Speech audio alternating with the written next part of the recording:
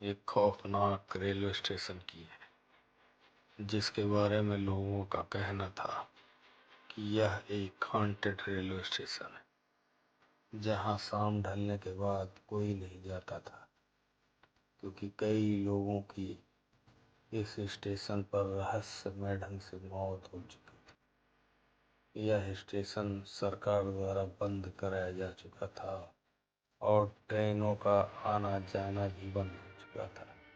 लेकिन आज की रात कुछ अलग थी। एक रहस्यमयी घटना होने होती जो इस स्टेशन की वीरानी को और वीरानियत में बदल गई। विक्रम एक युवा रिपोर्टर था, जिसे अक्सर रहस्यमयी और खौफनाक घटनाओं की तलाश थी। उसे अक्सर अजीब और अनकहे किस्से लिखने का शौक था।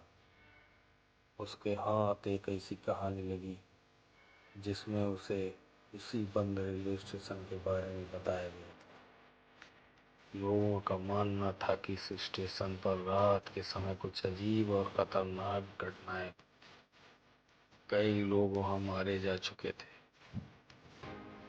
लेकिन विक्रम बहुत हिम्मती था। उसने उस पुराने स्टेशन पर एक रात बिताने का फैसला किया, ताकि वह खुद इन रहस्यों की तह तक पहुंच सके। रात के करीब 10 बजे विक्रम स्टेशन पर पहुंचा। उसने अपनी बाइक स्टेशन के बाहर ही खड़ी कर दी और पैदल स्टेशन के अंदर की ओर जाने लगा। स्टेशन की पुरानी इमारतों पर जंग लगे हुए दरवाजे, टूटी फूटी दीवारें और उखड़े हुए पत्थर इस जगह की डरावनी कहानी को और भी स्पष्ट कर रहे थे। स्टेशन के चारों ओर एक गहरा सन्नाटा था।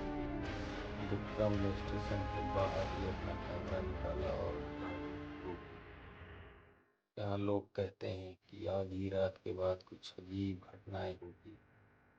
विक्रम ने कैमरे की ओर देखते हुए कहा, मैं इस बात की सच्चाई जानने के लिए आया हूँ।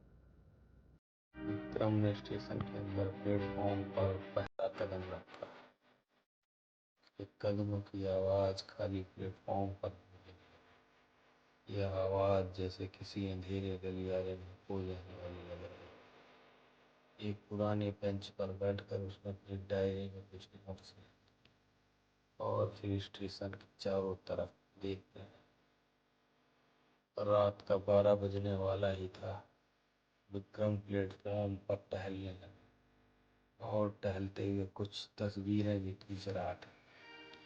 तभी उसे लगा किसी ने उसके कंधे पर हाथ रखा है।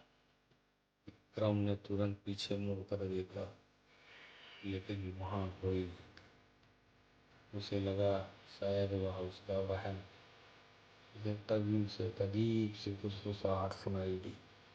आवाज इतनी धीमी थी कि उसके शब्द समझ में नहीं आए, पर ये कहीं न कहीं खतरे की ओर इशारा कर रहे थे। विक्रम का दिल तेजी से धड़कने लगा। उसने तुरंत अपना कैमरा ऑन किया और चारों ओर देखने लगा। प्लेटफॉर्म के कोने में उसे परछाई सी दिखाई दी। वह परछाई धीरे धीरे विक्रम की ओर बढ़ रही। विक्रम के सामने खड़ी है परछाई अचानक से गायब। उसने चैन की सांस ली और तभी अचानक पीछे ऑफिस का दरवाजा खुलने की आवाज आई।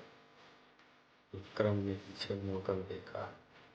ऑफिस का दरवाजा अपने आप खुल गया था। उसने अपनी हिम्मत बढ़ाई और धीरे धीरे उस दरवाजे की ओर बढ़ा। दरवाजे के पीछे एक अंधेरी ऑफिस थी, जिसमें से ठंडी हवाएं बाहर आ रही। उस ऑफिस में घुसते ही विक्रम को एक अजीब सी गंध आई। ऐसा लगा जैसे यहाँ सालों से कोई ना आया। कमरे के एक दीवार पर पुरानी सी घड़ी लगी थी, जिसकी सुइयां तेजी से घूमने लगी। अचानक घड़ी की सुइयां रुक गई और पूरा कमरा एक भयानक आवाज से गूंज उठा।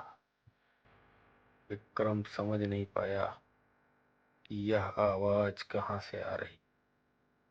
उसने चारों ओर देखा, पर उसे वहां कोई नहीं दिखाई पड़ा। घड़ी की सुइयां बढ़कर अब 12:30 पर अटकी हुई थी। तभी विक्रम को महसूस हुआ कि कमरा धीरे धीरे सिमटने लगा है। दीवारें उसकी ओर बढ़ रही, जैसे उसे दबा कर कुचलने वाली।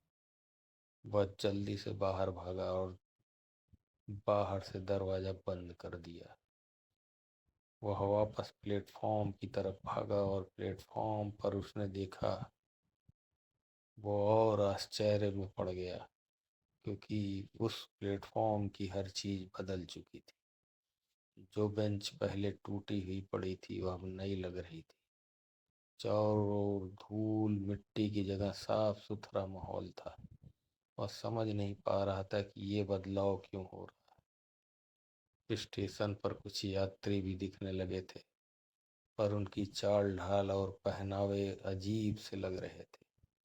विक्रम ने एक यात्री से बात करने की कोशिश की, पर उसने जैसे उसकी बात सुनी ही नहीं। वह व्यक्ति धीरे धीरे प्लेटफॉर्म की ओर आगे बढ़ता गया और अचानक कुछ दूर जाकर गायब हो गया। अब विक्रम को लगा कि यहाँ कुछ न कुछ गड़बड़ है। उसका दिमाग तेजी से घूमने लगा। उसे समझ में नहीं आ रहा था कि वो क्या करे। वह कहाँ फंसा हुआ है। उसे अब ऐसा लगने लगा जैसे वह किसी और बुरे जाल में फंस गया है, जहाँ से निकलना नामुमकिन है। उसने घबरा कर स्टेशन से बाहर जाने की कोशिश की, लेकिन जितनी बार वह बाहर की ओर भागता, वह फिर से उसी प्लेटफॉर्म पर पहुंच जाता। स्टेशन जैसे उसकी कैद बन चुका था। रात के 3 बज चुके थे। विक्रम पूरी तरीके से थक चुका था। उसने कैमरा बंद किया और बैठ गया। तभी उसे एक बूढ़ा आदमी दिखाई दिया, जिसकी आंखें निस्तेज थीं, जिसने पुराने से कपड़े पहने हुए थे। वह बूढ़ा व्यक्ति धीरे धीरे विक्रम की ओर आया और बड़ी धीमी आवाज में बोला, तुम यहाँ क्यों आए हो? यह स्टेशन उन लोगों के लिए है जो यहाँ आने के बाद वापस नहीं जा सकते।